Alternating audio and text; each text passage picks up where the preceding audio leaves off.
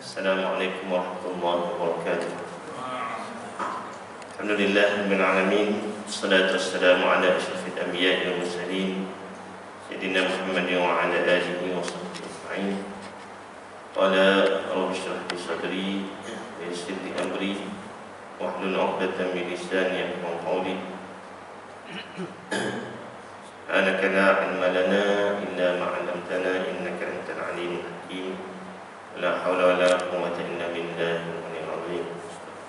Alhamdulillah, syukur kita kepada Allah Subhanahu wa taala dengan limpah rahmatnya dapat kita bertemu lagi pada subuh ini untuk sama-sama kita ataupun untuk sama-sama kita mentelaah dan berkongsi berkaitan dengan pentadbiran harta pusaka umat Islam, yang mana dalam pertemuan sebelum-sebelum ini saya telah berkongsi dengan tuan-tuan dan puan muslimin dan muslimat berkaitan dengan hibah, berkaitan dengan amanah. Minta maaf saya terlupa sebab tak bawa buku ini, terus bawa. Saya bawa laptop ni kan apa tuan-tuan, sebab dia bukunya buku dalam perpustakaan, tak bawa. Ni orang sekarang dengan laptop pakai lah, penting kan. Jadi apa yang nak dikongsikan pada pagi ini adalah berkaitan dengan hibah. Ayat ini tajuk saya adalah berkaitan dengan hibah, iaitu satu instrumen pembahagian pentadbiran harta yang digunakan, yang dilaksanakan oleh orang Islam. Selain daripada sebelum ini saya telah berkongsi berkaitan dengan faraid, kemudian wakaf, wasiat, wakaf, wasiat, dan pegangan amanah. Jadi tiga ni telah empat faraid, wasiat, wakaf, pegangan amanah. Saya telah berkongsi dengan tuan-tuan dan puan. Semoga di situ ada istifadahnya, dan kalau ada kekeliruan di situ, tuan-tuan boleh merujuk pada orang yang lebih alim, yang lebih pakar, ataupun yang lebih praktis ni. Maksudnya practitioner ni orang yang duduk dalam lapangannya, macam peguam pusaka. Mereka memang duduk dalam lapangan, yang kerja dia membuat dokumen, writing, menjadikan hujah dan seterusnya, duduk di dalam court. Mereka ni lebih mahir lah. Kita ni berteori banyak ni berteori saja. Cuma dari sudut pembuka jalan tu mungkinlah saya bolehlah berkongsi dengan tuan-tuan dan puan. Hari ini kita tengok satu lagi instrumen kelima dalam pentadbiran harta kita ini adalah hibah. Sebenarnya kalau ikut turutan, hibah ni lebih awal sebab pemberian. Kalau dari sudut kita lihat, saya baca sedikit dari sudut bahasa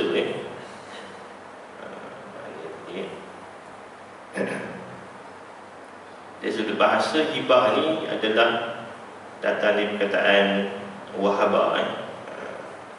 Kita memberi harta kita ataupun pemilikan kita kepada seseorang. Itu dipanggil sebagai pemberian. Saya banyak window ni. Duduk.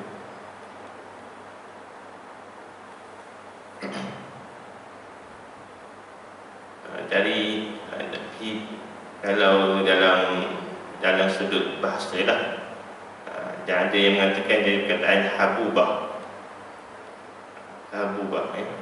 bermaksud mengalihkan atau memberikan. Hibah ni dia bukan ha pedas tu, nanti baca dia lain pula, jadi hibah pula. Atau habbah, jadi habbah ni bijian tu, biji Masalul ladzina yunfiquna amwalahum fi sabilillah kamathali habbatin turha, kamathali habbatin ambatat sab'a sanabila fi kulli sunbulatin mi'atu habbah. Habbah lain dengan bunyi sebut Arab sangat, ha pula jadi ha, hibah.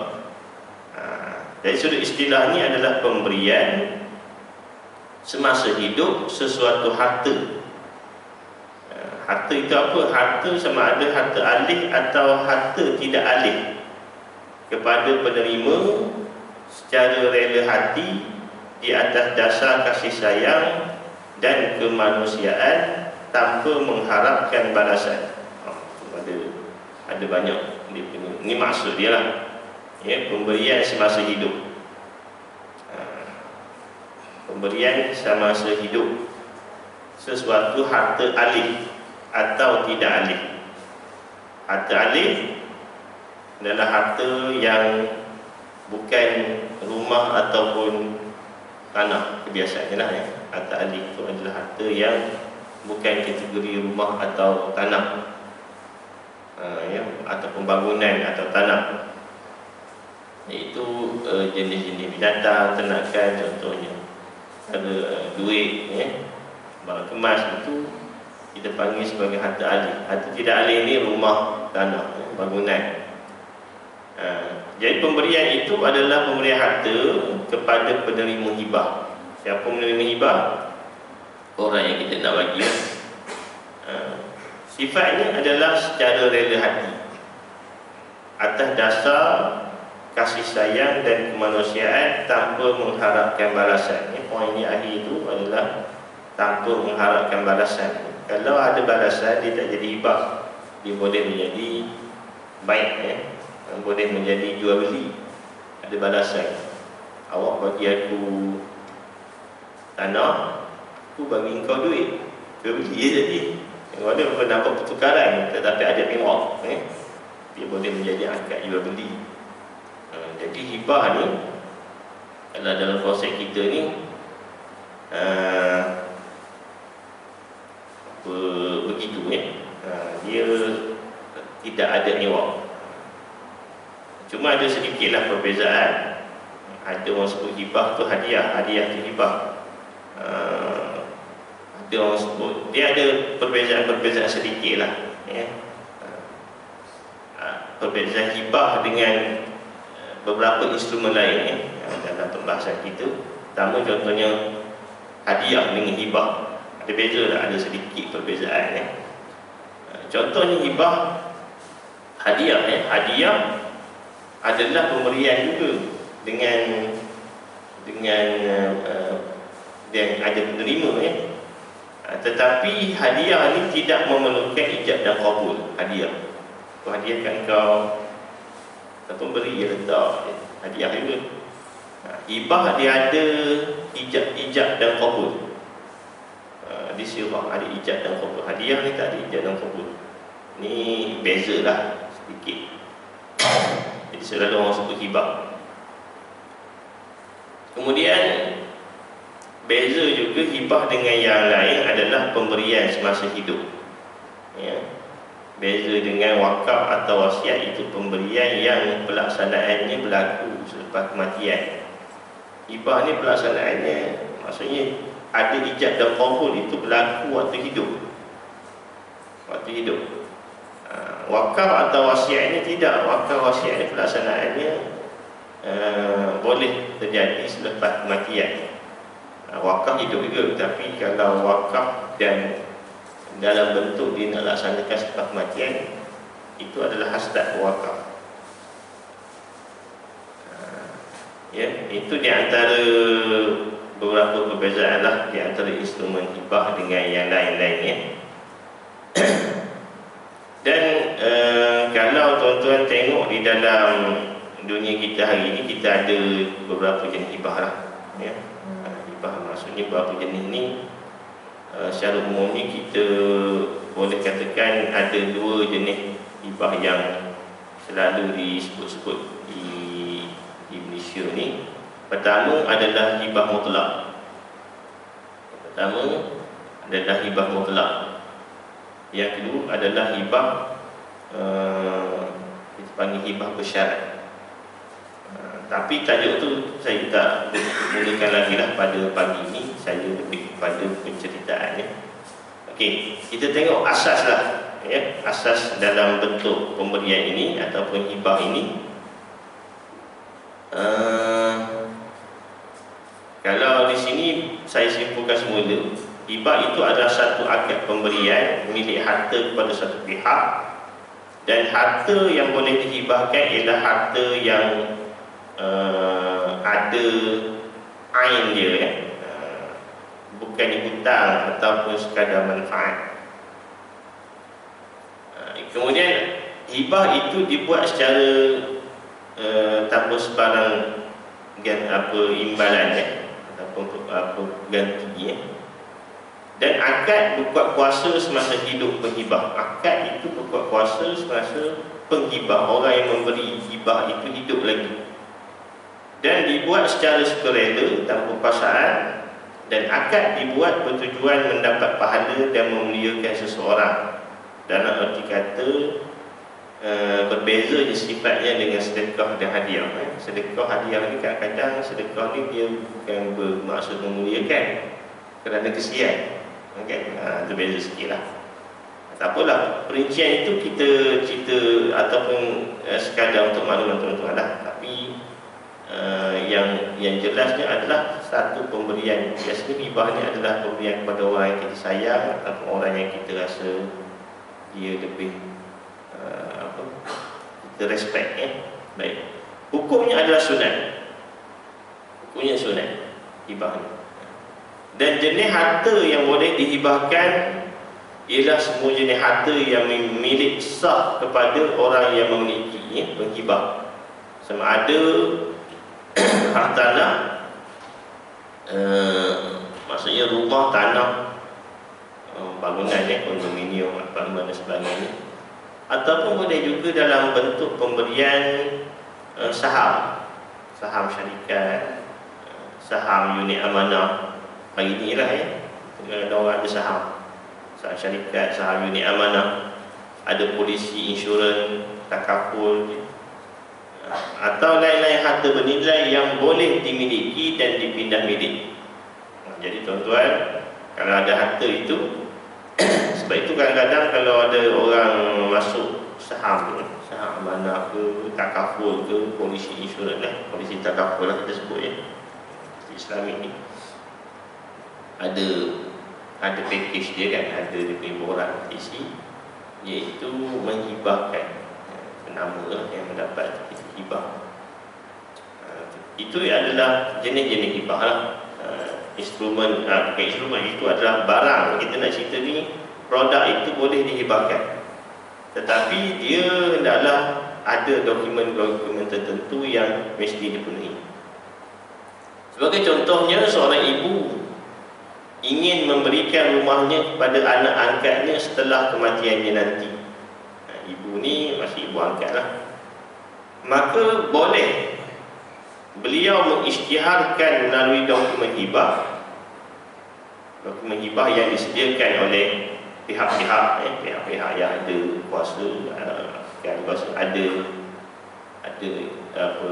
bidang kuasa lah ya, yang ada peruntukan dalam undang-undang. Kalau ada syarikat, biasanya syarikat lah atau peguam sendiri yang buat.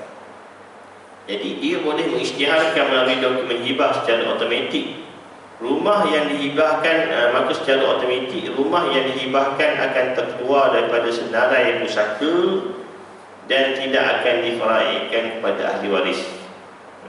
Maka sesiapa sahaja boleh melakukan hibah ke atas hartanya kepada sesiapa sahaja yang dikehendakinya. Ini umum lah. Hibah ni tak kisah sama ada bagi orang Islam tu, nak bagi kepada warisnya bukan Islam tu. Ini yang secara umumnya nanti kita akan detailkan lah. Maka dalam hibah ini kita ada rukun. Ya, ada rukun. Untuk akad hibah ni sah, kita ada rukun yang kita panggil rukun yang dasar. Maksudnya rukun hibah tu kita sebut rukun hibah mutlak lah. Hibah mutlak. Sebelum kita cerita tentang hibah yang bersyarat, ya. Baik, hibah ini kalau dari sudut rukun kita ada pemberi hibah. Dalam bahasa Arab dipanggil al-wahib. Yang dalam tiga Abdul tu ada Abdul Wahid, Abdul Wahab, Abdul Wahab patutnya Abdul Wahab yang Abdul Wahab, Abdul Wahid dan Abdul Wahab. Abdul Wahab ni sebenarnya nama tiga nama tu yang betul di sudut orang guna dan dalam sudut bahasa Arab ni, bahasa Arab betul lah, ya.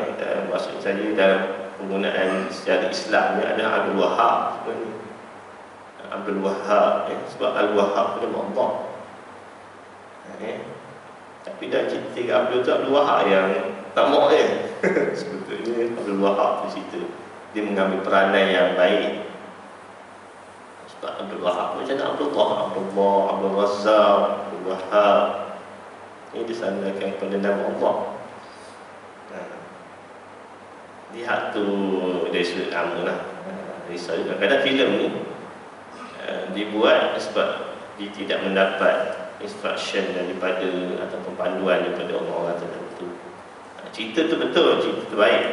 Cuma kadang-kadang ada sikit-sikit tu kita kena perbaiki lah, ataupun kita kena beritahu anak-anak keluarga ni. Satu lagi Abdul Wahid betul juga. Dari sudut bahasa Arab betul. Cuma dari sudut konteks Al-Wahid tu kalau dinisbahkan kepada pemberi hibah, dia jadi orang lah, hamba kepada pemberi hibah. Abdul Wahid, Abdul Wahab ni saya tak tahu ni dia datang dari mana. Nak bagi ada je kot, Wahid, Abdul Wahab. Mungkin tengok kamu ada lah, tapi saya tak tengok lah tadi. Kebetulan nak cerita hal ni. Jadi perkataan saya nak kongsi tuan-tuan, Al-Wahid ni orang boleh hibah. Macam salah sikit. Jadi orang menerima hibah kita panggil apa? Al-Mawhub. Ya, penerima hibah ni panggil Al-Mawhub. Dan benda atau barang yang dihibah kita panggil Al-Mawhub. Penerima hibah kita panggil Al-Mawhub lahu. Dan barang yang dihibah kita panggil Al-Mawhub. Ini wazan maf'ul, maf'ul kalau belajar bahasa Arab. Selain daripada itu akad ijab dan qabul. Maka setiap rukun ni sukun dengan rukun-rukun yang lain, setiap daripada rukun ini ada syarat-syarat dia ni, syarat sah kita panggil. Kalau tidak, dia tidak boleh dilaksanakan ataupun tidak sempurnalah. Syarat sah bagi Al-Wahid ini, orang yang memberi hibah, tuan-tuan kalau bagi hibah, ialah merupakan pemilik yang sah ke atas harta itu, mampu itu. Tidak wujud halangan ke atas pemilikan dan pengurusannya. Ya. Maksud orang itu adalah dia memiliki harta itu secara sah. Tidak ada halangan, bermaksud tak ada caveat antara je lah, ataupun dia itu sendiri adalah hanya sifat dia sendiri ada berhalang. Contohnya Al-Wahid itu syarat dia adalah orang yang sempurna akal, baligh dan bijak menguruskan harta, rusyd, dan dilakukan secara rela hati tanpa paksaan. Wahid tidak boleh dipaksa. Jika berlaku atau wujud elemen paksaan, maka hibah akan terbatal. Sebab itu kalau seseorang itu buat hibah, bila disemak semula, kenapa buat hibah? Sebab dia serba salah, teman-teman. Serba salah. Tapi kalau serba salah biasa tu dia sah, tapi maksudnya dia terpaksa buat hibah dengan ada ancaman tertentu. Dokumen tu sah lah dari sudut undang-undang, tapi dari sudut syaratnya dia tidak sah bila ada ancaman tertentu lah. Ancaman yang kuat, maksudnya daruratnya. Kalau ancaman setakat tak nak tegur tu, itu tak panggil ancaman. Kenapa buat hibah? Takut dia tak tegur saya, itu bukan ancaman. Ancaman maksudnya nyawa. ataupun kerosakan harta yang dia ni tak boleh nak defend ataupun susah nak mempertahankan diri dia. Dan bagi penerima, kita panggil al-mawdu' lahu ini, penerima pula adalah sesiapa sahaja, sama ada orang Islam atau bukan Islam, asalkan maksudnya tidak melanggar syarak, dan penerima adalah mukallaf serta berkeupayaan memiliki dan menguruskan hati hibah. Penerima itu adalah orang yang mukallaf, ya, dan boleh menguruskan hati. Syuruk apa ya? 7 tak nampak 7.10 7.2 minit. Lagi saya pukul 7 minit je berhenti lah, insyaAllah tuan-tuan, jangan risau.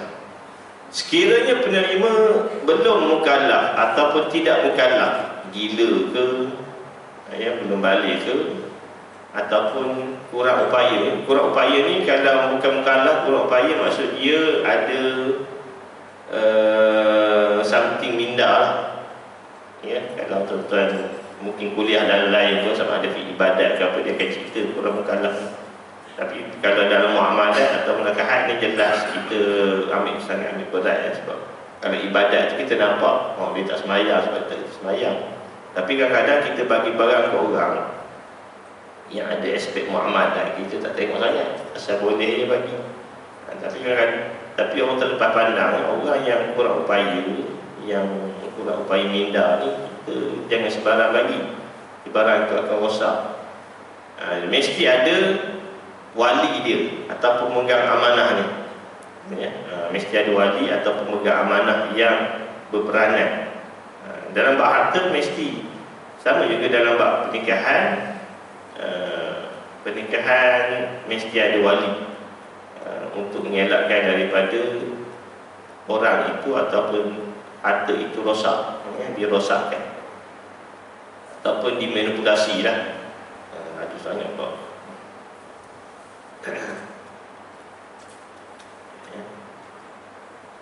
Apa barang-barang yang syarat-syarat barang tadi mahu lahu, barang-barang yang boleh dihibahkan hendaklah barang yang halal.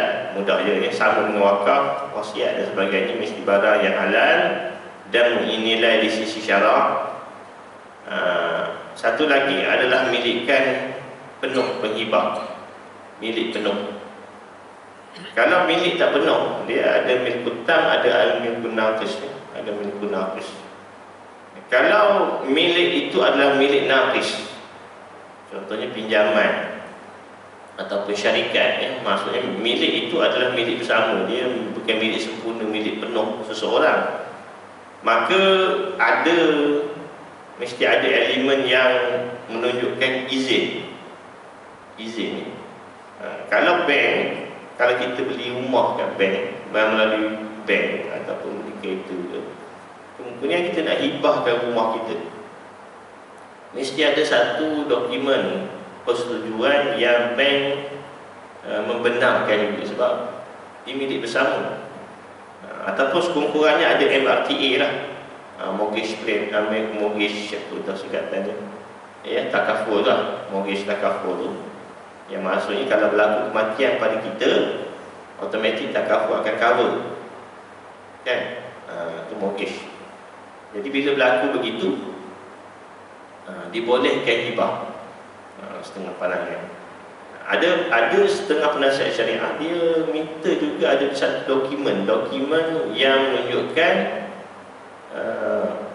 pihak bank contohnya membenarkan hibah itu dibuat, sebab dia adalah satu institusi ataupun satu badan yang ada kepentingan dan ada pemilikan terhadap harta itu, ya, harta itu. Contoh kalau kita beli kereta menggunakan konsep sewa beli, kan? Kita ada kereta, kita beli kereta, harga kereta 100,000. Kereta itu milik kita atau milik bank? Tengok akad apa? Akad sewa. Maksudnya kita sewa dari bank, sewa beli, ya. Ataupun kita sewa daripada satu institusi. Sekarang ni kita sewa dari siapa? Kalau kita sewa dari bank, kita buat pinjaman bank, biasa sewa dari bank lah. Jadi kita penyewa, bukan pemilik kereta. Asasnya dari sudut akad itu pun sendiri menunjukkan kita adalah penyewa kepada kereta. Sewa, kemudian akad akhir itu baru beli. Kalau kita ada hire purchase kan, hire purchase itu tuan-tuan beli kereta. Jadi boleh tak kita hibah? Jadi di situ kena ada satu, masa kita hibah itu kita mesti ada satu dokumen yang menunjukkan pemilikan kepada kita ataupun izin daripada penyewa, orang yang menyewakan kereta kepada kita, bank lah ya. Sekurang-kurangnya ada MRTA saya sebut tadi lah. Panjang sikit cerita dah, nanti kita cerita kemudian. Sekarang dah nak habis waktu ni. Ada, maksudnya milik penuh itu adalah dasar asas. Untuk milkun naqis kena dibahaskan dulu. Milkun naqis, pemilikan yang tidak sempurna. Ya. Kemudian boleh diserah milik, bukan barang yang tak boleh diserah milik. Ya, hibah tu mesti barang yang kita boleh serahkan. Hibah benda yang tak boleh diserah milik ataupun benda yang tak tahu, dia tak jadi hibah tu. Dan benar-benar wujud semasa akad. Semasa akad benda itu ada, menghibahkan benda yang ada. Ada beberapa keadaan muamalah kita boleh mewasiatkan ataupun mewakalkan barang yang belum benar-benar wujud. Tapi hibah ni, setakat yang saya baca adalah benda itu telah ada. Ada tu maksudnya ada zahir. Ya.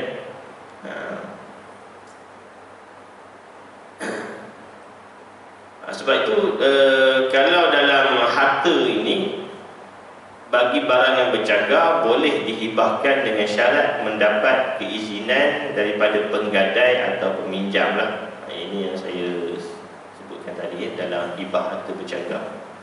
Yang terakhir adalah sirah ya. Sirah hibah merupakan lafaz atau perbuatan yang membawa makna pemberian ya, dan adanya ijab dan qabul.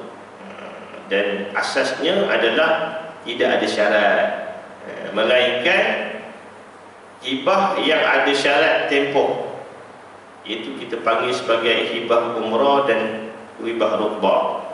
Jadi ada dua jenis hibah tadi saya sebut dari awal. Hibah yang tidak meletakkan syarat kita panggil hibah mutlak lah. Hibahkan harta ini kepada engkau, hibah mutlak. Tetapi apabila dia letakkan syarat dalam bentuk tempoh, maka kita panggil hibah bersyarat. Bertempoh ini, kalau kitab fiqh lama dia letak nama ada hibah umrah dan hibah rukbah. Ini perbahasan ni insya-Allah dalam pertemuan akan datang, kalau ada masa saya kongsikan dengan tuan-tuan dan puan.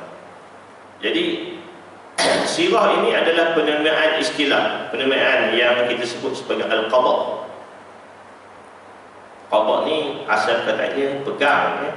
Tapi kalau dari sudut teknikal ni adalah mendapat sesuatu, menguasai dan boleh melakukan pengurusan tasarruf terhadap barangan atau harta. Nanti insya-Allah kita akan cerita tentang sedikit apa perbezaan syarat penerimaan kepada hibah dan perbezaan pandangan ulama. Perbezaan pandangan ulama dalam mazhab Hambali, Maliki dan sebagainya dalam bab hibah. Jadi ceritanya kuliah subuh pagi ni tentang hibah bagi barang. Masa nak habis ni. Jadi tuan-tuan, secara umumnya saya buat kesimpulannya, hibah ni adalah pemberian yang sedikit berbeza dengan hadiah atau sedekah. Sedikit berbeza. Kerana apa? Sebab hibah ini adalah bentuk pemberian yang ada sirah, ijab dan qabul, dan ada qada'. Qada' maksud memiliki barang itu dengan ada kemampuan untuk menguruskannya. Kalau hadiah atau sedekah ini dia bersifat tidak perlu ada qabul pun, bagi dia ambil lah, dia tak ada masalah.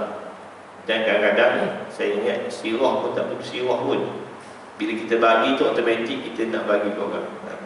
Tapi dalam hibah ni kena ada dokumentasi lah. Hari ini mesti didokumentkan. Kita takut apa yang terjadi kepada generasi kita dahulu yang jenis hibah juga sebenarnya. Mereka ni buat satu keadaan yang asalnya macam hadiah, tapi bukan sedekah lah, hadiah. Memberikan tanah kepada sekian-sekian saudara mara dia, buat tanah tempat dia ada tanah besar. Biasanya orang keluarga-keluarga dulu ada tanah luas, jadi duduklah sejak, duduklah. Nanti bila dah ada tanah, disebut duduk sebentar, duduk je lah. Dia tak cakap duduk sebentar apa, duduklah di sini sementara dia ada, ataupun duduklah bila-bila sampai bila-bila. Jadi sirah tu tak jelas. Dia nak bagi hadiah ke, akad penerimaan pun tak nampak, dokumen pun tak ada. Dia jadi macam pemberian yang bersifat lafzi saja. Tidak ada jelas dari sudut ijab dan qabul. Kemudian tak ada dokumen hitam putih lagi lah sebagai lisan. Apa yang terjadi adalah generasi itu akan duduk di situ, dan kemudian datang generasi yang next duduk di situ juga. Bila berlaku kematian dua-dua pihak, anak-anak yang tinggal. Bila anak-anak tinggal, dia dengar cerita daripada mak ayah yang masing-masing. Masing-masing merujuk pada mak ayah dia. Generasi ketiga kata ni datuk aku punya, dia kata ni datuk aku punya juga. Apa yang kita akan lihat? Kita akan lihat pada dokumen. Tegas sekali. Sebab tu cerita berupa ni, waktu akan datang adalah suatu perkara yang sebenarnya akan memerangkap. Tuan-tuan, kalau hari ini kita dah sedar akan perkara-perkara itu, biarlah sekarang berurusan. Jangan kita buat kesilapan atau nenek kita dahulu yang asasnya sifatnya adalah belas kasihan, kasih sayang, husnuzon. Memanglah dia sama dia okey, cucu sama cucu ni KO. Itu yang berlaku, tuan-tuan dan puan. InsyaAllah kita bertemu lagi pada pertemuan akan datang, pada bulan depan, kalau ada izin dan rezekinya, insyaAllah. Aqul qawli hadza wa astaghfirullah li wa lakum wa lisa'iril muslimin muslimat. A'udzu billahi minasyaitonir rajim. Bismillahirrahmanirrahim. Alhamdulillahirabbil alamin. Wassalatu wassalamu ala asyrafil anbiya'i wal mursalin wa ala alihi wa sahbihi ajma'in. Allahumma arinal haqqa haqqan warzuqna ittiba'ahu wa arinal batila batilan warzuqna ijtinabah. Sallallahu ala sayyidina Muhammadin wa ala alihi wa sahbihi ajma'in. Walhamdulillahirabbil alamin. Taqabbalallahu minkum. Assalamualaikum warahmatullahi wabarakatuh.